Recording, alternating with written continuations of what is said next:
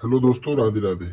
भगवान बोले, अब मैं सब पापों से रक्षा करने वाली, नीच योनि को प्राप्त पितरों की अच्छी गति देने वाली अश्विन कृष्ण का वर्णन करता हूँ।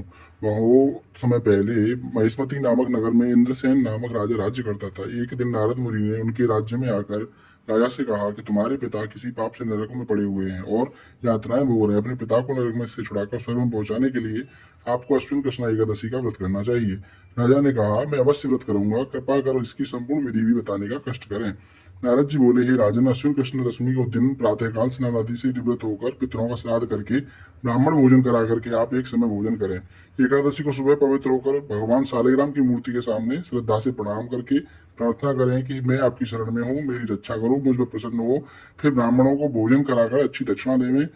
गौ को भी बचा हुआ भोजन खिलावें। दिन भर नीच कर्मों से बचते हुए रात को जागरण करना चाहिए। द्वादशी को फिर ब्राह्मणों को भोजन कराकर दक्षिणा देवें। बाद में आप परिवार के साथ मौन होकर भोजन करें। नारद ऋषि विधि बताकर स्वर्ग को ले गए। राजा ने बताई हुई विधि से अश्विन कृष्ण पक्ष को इंदिरा एकादशी का व्रत किया, जिसके प्रभाव से राजा के पिता नर्क छोड़कर विमान द्वारा स्वर्ग को चले गए। इसलिए संसार में सुखों को भोगते हुए अंत में स्वर्ग जाने की इच्छा वालों को यह व्रत करना चाहिए। इस व्रत से पितरों को सदगति प्राप्त होती है। एकादशी महात्म्य संपन्न। राधे राधे दोस्तों।